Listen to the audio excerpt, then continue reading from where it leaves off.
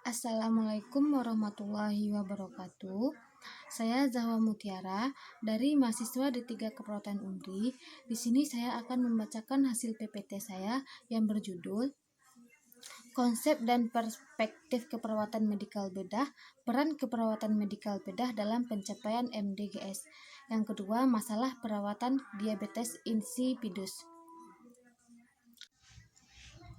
Definisi keperawatan medikal bedah. Keperawatan medikal bedah adalah pelayanan profesional yang berdasarkan pada ilmu keperawatan medikal bedah dan teknik keperawatan medikal bedah berbentuk pelayanan psikososio dan spiritual. Peran utama perawat adalah memberikan asuhan keperawatan kepada manusia.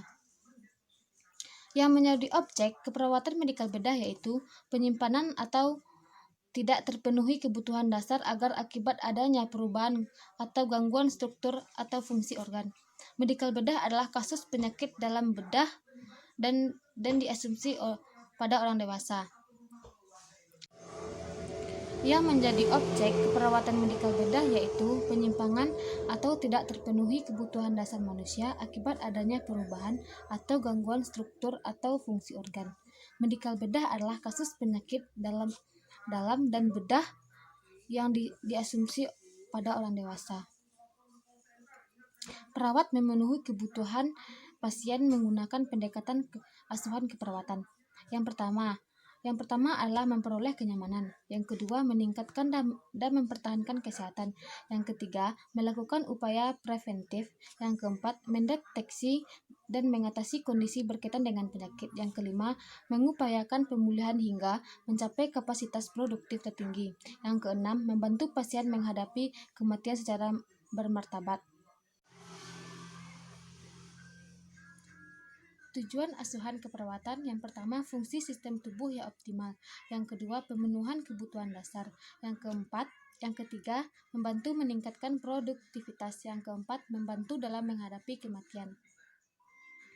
Peran keperawatan medikal bedah dalam pencapaian MDGs. MDGs adalah menempatkan manusia sebagai fokus utama pembangun yang mencakup semua komponen kegiatan yang tujuan akhirnya ialah kesejahteraan masyarakat. Komponen kegiatan tersebut adalah menanggulangi kemiskinan dan kelaparan, mencapai pendidikan untuk semua, mendorong kesejahteraan gender, dan memperdayakan perempuan, mengurangi kematian anak, meningkatkan kesehatan ibu. Peran perawat medikal bedah yang pertama, koordinator perawatan, melakukan kolaborasi dengan tim kesehatan lain sebagai bagian dari perencanaan perawatan interdisiplin. Yang kedua, pemberi asuhan keperawatan, melakukan perawatan fisik menggunakan keterampilan seperti memberikan pengobatan dan melakukan pengkajian yang komprehensif. Yang ketiga, advokat. Yang kedua, advokat. Perawat medikal bedah bersama pasien dan keluarga menginterpretasikan informasi dari tim kesehatan lain. Yang keempat, change agent, merencanakan dan mengimplementasikan suatu sistem untuk merubah perilaku kesehatan pasien. Perlu mengkaji perilaku pasien dan keluarga untuk mengidentifikasikan kebutuhan berubah. Faktor yang paling penting adalah mengkaji kesiapan pasien untuk berubah. Perencanaan perawatan berkelanjutan. Perawatan berkelanjutan setelah pasien keluar dari RS dan home care. Yang keenam, edukator.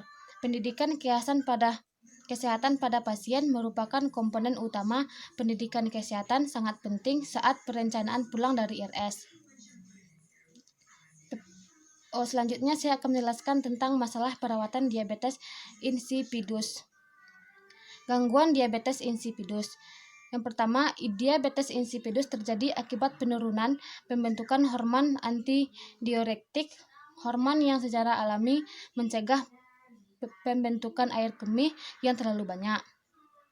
Diabetes insipidus adalah kegagalan tubuh untuk menyimpan air karena kekurangan hormon antidiuretik yang disekresikan oleh ginjal atau karena ketidakmampuan ginjal untuk berespon ADH. Diabetes insipidus ditandai oleh polidipsi dan poliuria.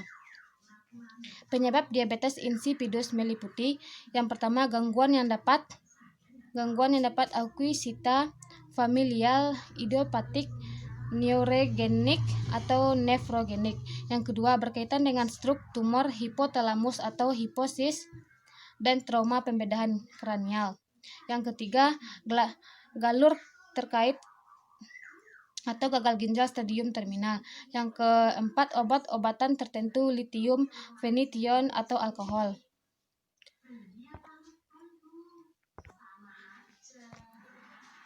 Patofisiologi, suatu keadaan yang ditandai dengan berkemih berlebihan akibat ketidakmampuan ginjal menyerap air benar dari urin disebabkan oleh defisiensi ADH. Keadaan ini terjadi oleh beberapa proses termasuk trauma kepala, tumor, penyakit peradangan hipotalamus dan hipofisis serta tindakan bedah yang mengenai hipotalamus dan hipofisis. Penyakit ini juga dapat ditimbulkan spontan tanpa penyakit yang mendasari. Diagnosis klinis. Hasil urinalisis yang memperlihatkan urin yang hampir tidak berwarna dengan osmolaritas rendah 50 hingga 200. Tes eliminasi air untuk mengidentifikasi defisiensi vasopresin yang menyebabkan ketidakmampuan ginjal dalam meningkatkan urin. Penata laksanaan 1. Identifikasi dan pengobatan penyebab. 2. Vasopresin untuk mengontrol keseimbangan cairan dan mencegah dehidrasi. Yang ketiga desmopresin asetat melalui atau semprotan hidung. Yang keempat kloropropamid untuk mengurangi rasa haus. Yang kelima asupan cairan adekuat untuk mencegah dehidrasi. Komplikasi yang pertama diatasi traktus urinarius. Yang kedua dehidrasi berat. Yang ketiga shock dan gagal ginjal. Terima kasih.